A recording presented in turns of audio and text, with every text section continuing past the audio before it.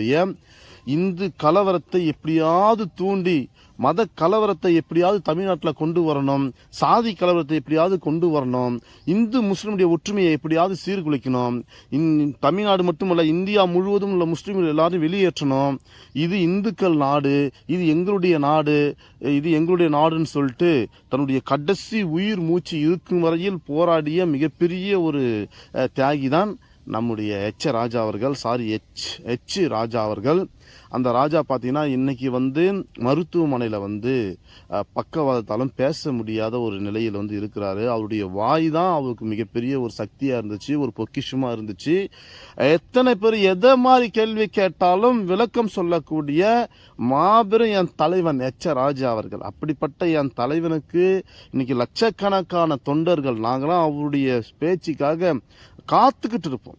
எந்த கேள்வி கேட்டாலும் ராஜா நான் வேட்டியை மடிச்சு சேட்டேன் நானும் ரவுடி தான் சொல்லக்கூடிய என் தலைவன் இன்னைக்கு உடல்நிலை சரியில்லாமல், அதுவும் வெள்ளைக்காரன் சூத்திரன் அவனுங்கெல்லாம் கண்டுபிடிச்ச பொருள்களை நான் ட்ரீட்மெண்ட் எடுத்துக்குவேனா? என்னுடைய மூதாதையர்கள், என்னுடைய தாய் கழகம் RSS BJP சென் பரிவார் கும்பல நாங்களாம் பயிற்சி பெற்றவர்கள், பயிற்சி பட்டறையிலிருந்து வந்தவர்கள். சாதி கலவரத்தையும் மத கலவரத்தையும் தூண்டிக்கிட்டே இருப்போம், மொழி கலவரத்தை தூண்டிக்கிட்டே இருப்போம். அப்படிப்பட்ட எங்களுடைய இயக்கத்திலிருந்து என்ன அங்கே போயிட்டு அந்த ட்ரீட்மெண்ட் எதுமா ட்ரீட்மெண்ட் தெரியுமா?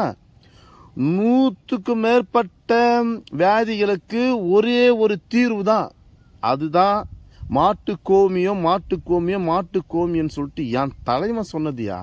அதைத்தான் இன்னைக்கு ட்ரீட்மெண்ட்டாக நீங்கள் கொடுக்கணும்.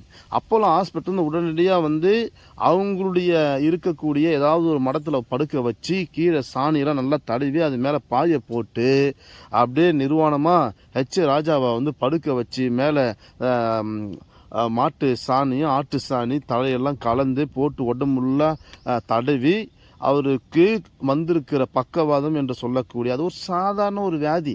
அதில் ஒரு 10 டிராப் கோமியம் கொடுத்தாங்கன்னா அப்படி மடுக்குன்னு குடிச்சாருன்னா அப்படி சூப்பராக பவர்ஃபுல்லாக வந்துடுவார். கண்டிப்பாக நம்மளும் எதிர்பார்த்துட்ருக்கோம். ஏன்னா மிக விரைவாக எதிர்பார்த்துட்ருக்கோம். அந்த 2க்கு 6 அந்த குழிலாம் வெட்டி வச்சு அது குழியில் இது பண்ணுறாங்களா இல்லை எரிக்கணுமா? எரிக்கணும்னா அதை சொல்ல, அந்த சாம்பலெல்லாம் எடுத்து எரித்து அந்த குழியில் எல்லாம் அதை போடணும்ல, அதெல்லாம் அதுக்காக தயாராக காத்துட்ருக்கோம். வால் போஸ்டர் எத்தனை ஒட்டணும், அதில் அவருக்கு ஒரு பிஜிஎம் ஒன்று போடணும். ஏன்னா அந்த பாடெல்லாம் பேக்ரவுண்டில் போட்டு அப்படியே என் தலைவனுக்கு உட்கார வச்சு அப்படி பார்த்தோம்னா அப்படி ரம்மியமாக இருக்கு. அப்படி கேட்கும்போது அப்படியே அந்த கந்தன் மலையில் அப்படியே வருவதில் கத்தியை பிடிச்சிக்கிட்டா அப்படி சும்மா நீ வெட்டினா தான் வெட்டுமா இல்லை நானும் வெட்டுவேன் இழுத்து ஒரு டைலாக் பேசுவார் இருப்பார். அந்த டைலாக் அப்படியே அந்த ஃபோட்டோ வச்சு கட் பண்ணி அப்படியே ஃப்ரேமில் ஒட்டி வச்சு அதை ஊர் ஃபுல்லாக, அதுவும் இன்னைக்கு சிறப்பான ஒரு நாள் தைப்பூசம், கந்தன் மலைக்கு தைப்பூசம். அந்த கந்தனைங்க படுத்துட்டு இருக்காரு. என்னென்ன பார்த்தீங்கன்னா இன்னைக்கு சண்டேன்றதுனால தேவாலயங்கள் எல்லாம் பிரார்த்தனை பண்ணுவாங்க, இஸ்லாமியத்தெல்லாம் பிரார்த்தனை பண்ணுவாங்க.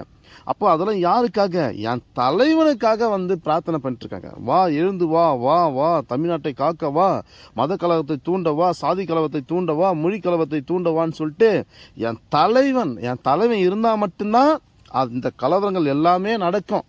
என் தலைவன் ஒருவேளை இல்லைன்னா அந்த இடத்த நிரப்பக்கூடிய தமிழகத்தில் இந்தியாவிலே யாரும் கிடையாது. ஏன் நீங்கள் ஆட்டுக்குட்டி அண்ணாமலையை சொல்கிறீங்களா?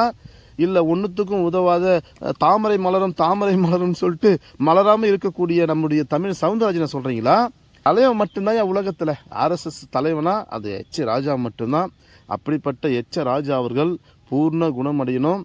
அவர் மாட்டு கோமியத்தை குடிப்பதனால 108 வியாதிகள் குணமாக சொன்ன நம்முடைய ராஜா அவருக்கே இப்போ பரீட்சையை நடத்திட்டு இருக்காரு, எக்ஸாம் எழுதிட்டு இருக்காரு. அந்த உடல் நிலையிலேருந்து அந்த கோமியத்தை குடித்து வெளியே அப்படி வேட்டியை மடிச்சு கட்டு நானும் ரவுடி தான் சொன்னார்னா அடுத்தது இருக்கிற ஹாஸ்பிட்டல்ஸ் எல்லாம் க்ளோஸ் பண்ணிவிட்டு டாக்டர்ஸ்க்கு எல்லாம் ஒவ்வொரு டாக்டருக்கும் ஒரு 10 மாடு கொடுத்துடணும். அதுக்கு பிறகு பார்த்தீங்கன்னா அந்த கோமியம் எந்த வியாதிக்கு எவ்வளோ கோமியம் கொடுக்கணும், எவ்வளோ சாணி தடவணும், எவ்வளோ சாணி கோமியத்தில் கலந்து கொடுக்கணும், அதெல்லாம் பார்த்து அப்புறம் ஹாஸ்பிட்டலில் தனியாக ஒரு செட்டு இருக்கும். இப்போ எப்படி டாக்டர்ஸ் எல்லாம் குவார்ட்டர்ஸ் தங்கிட்டு இருக்காங்களோ அதே மாதிரி மாடுகளுக்கும் என்ன செய்வாங்க, ஒரு செட்டு போட்டு விட்ருவாங்க.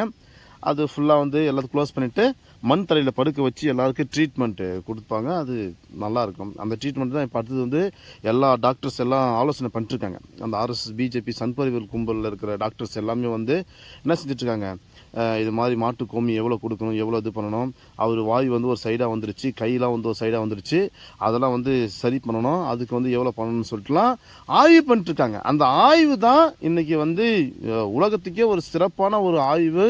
அதாவது அடுத்த நோபல் ப்ரைஸ் பார்த்தீங்கன்னா ராஜாவுடைய ட்ரீட்மெண்ட்டை வச்சு தான் நோபல் ப்ரைஸை கொடுக்க போதா கூட பேசிட்டு இருக்காங்க. அந்த அளவுக்கு வந்து நம்முடைய ராஜா இருக்கார். அவர் வந்து நாம் எல்லாம் தயாராக இருப்போம், முடிஞ்ச அளவுக்கு விரைவாக தயாராக இருப்போம். போயிட்டு என்ன செஞ்சுருவோம், க்ளோஸ் பண்ணிவிட்டு அந்த இடத்துல ஒரு தாமரைப்பூ வந்து வச்சுட்டு வந்துடுவோம். ஏன்னா தாமரைப்பூ சாதாரணமாக இதில் தான் அது வரும், அதில் வந்து பயங்கரமாக வளரும். அங்கேயாவது நம்ம தாமரை வளர்த்தான்னு சொல்லிட்டு பார்ப்போம். ராஜா பூர்ணம் குணமடையணும், நல்லா இருக்கணும், இன்னும் 100 ஆண்டுகள் வாழணும். அவர் இருக்கிற வரைக்கும் தான்